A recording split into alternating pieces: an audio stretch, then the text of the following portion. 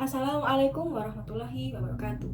Saya Anggina ini dari kelas PGMI 3A. Di sini saya akan membacakan surat An-Nasr sampai dengan surat Anas dan menjelaskan hukum tajwidnya. A'udzu billahi minasyaitonir rajim. Bismillahirrahmanirrahim. Idza jaa nasrullahi wal fath wa ra'aitan nasa yadkhuluna fi dinillahi afwaja fasabbih bihamdi rabbika wastaghfirhu innahu kana tawwaba. Bismillahirrahmanirrahim. Tabbat yada abi lahabin wa tab ma aghna anhu maluhu wa ma kasab sayasla nara dzata lahab wa imra'atuhu hammalatal hatab fi jidiha hablum mim masad. Bismillahirrahmanirrahim. Qul huwallahu ahad, Allahus samad, lam yalid wa lam yulad wa lam yakul lahu kufuwan ahad. Bismillahirrahmanirrahim.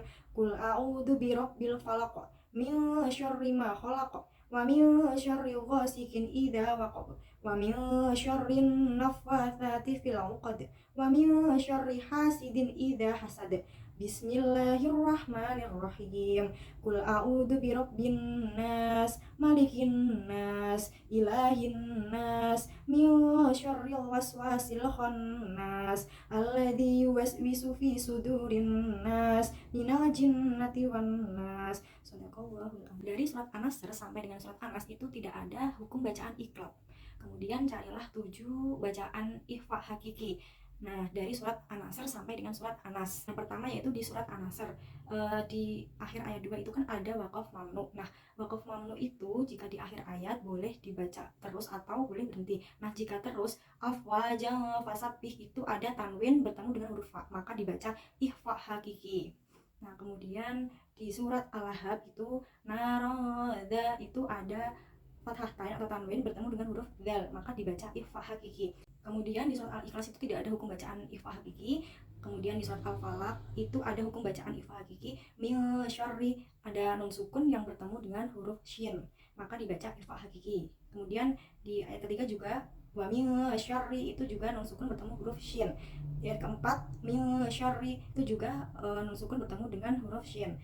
Di ayat kelima wa min syarri itu juga nun sukun bertemu dengan huruf shin, maka dibaca ikhfa hakiki. Kemudian di surat An-Nas itu di ayat keempat itu min syarril waswa itu yang nun sukun bertemu dengan huruf shin, maka dibaca ikhfa hakiki. Ikhfa hakiki itu dibaca samar, maksudnya itu antara jelas dan dengung, dibaca 2 harokat.